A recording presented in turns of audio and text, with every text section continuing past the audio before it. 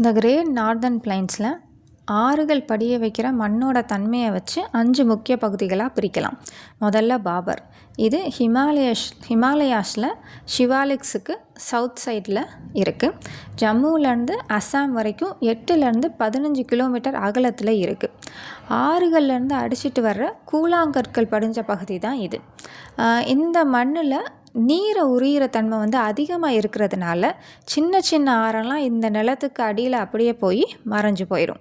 இங்கே விவசாயம்லாம் பண்ண முடியாது. நல்ல பெரிய வேர் இருக்க மரங்கள் மட்டும்தான் இந்த இடத்துல வளரும். அதுக்கடுத்தது நம்ம பார்க்க போகிறது தராய். இதோட அகலம் பார்த்தோன்னா 15லேருந்து 30 கிலோமீட்டர் அகலம் இருக்கும். இது இந்த பாபருக்கு கீழே இருக்கும்.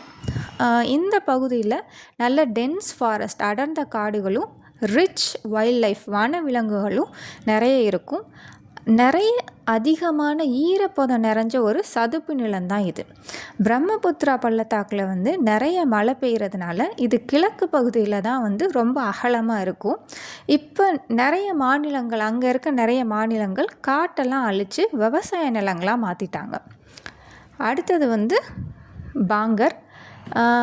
இப்போ ஃப்ளட் லிமிட்னு ஒன்று இருக்கும் இல்லையா, அதுக்கு மேலே தான் இந்த பாங்கர் சமவெளி இருக்குது. அதுக்கு உயரமான அந்த பகுதியில் தான் இருக்குது. இது பழைய வண்டல் மண்ணால் உருவாயிருக்கு. இது நல்லா டார்க் கலரில் மக்கி போன நிறைய சத்துக்கள்லாம் இருக்கிற, விவசாயத்துக்கு அருமையாக இருக்கிற ஒரு நிலமாக இருக்குது. இதுக்கு கீழே இருக்கிறது தான் காதர் சமவெளி. இது புது வண்டல் மண்ணால் உருவானது. இந்த ஆறுகள் பக்கத்துலேயே இருக்கிற இந்த பகுதியை காதர் சமவெளி இல்லை பெட் நிலங்கள் அப்படின்னு சொல்லுவாங்க. வருஷம் வருஷம் மழை பெய்கிறப்ப வெள்ளம் வரும்ல, அதுலேருந்து களிமண்ணும் இங்கே டெபாசிட் ஆகிக்கிட்டே இருக்கும். அதனால் இது உலகத்திலே மிகச்சிறந்த வளமான மண்ணாக இது இருக்குது. லாஸ்ட்டாக டெல்டா.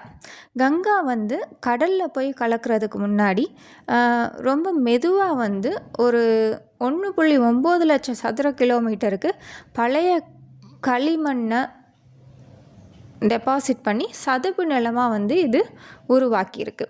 இந்த டெல்டா பகுதியில் இருக்கிற உயரமான நிலங்களை சார்ஸ் அப்படின்னும், தாழ்வான சதுப்பு நிலங்களை பில்ஸ் அப்படின்னும் சொல்கிறாங்க. இதுதான் இந்த கிரேட் நார்தர்ன் பிளைன்ஸில் இருக்கிற முக்கியமான 5 பகுதிகள். இந்த ஷார்ட்ஸ் உங்களுக்கு பிடிச்சிருந்தது அப்படின்னா இந்த சேனலுக்கு சப்ஸ்கிரைப் பண்ணுங்கள். நெக்ஸ்ட் ஷார்ட்ஸில் பெனின்சுலர் பிளாட்டியூஸ் பற்றி பார்க்கலாம். தேங்க்யூ.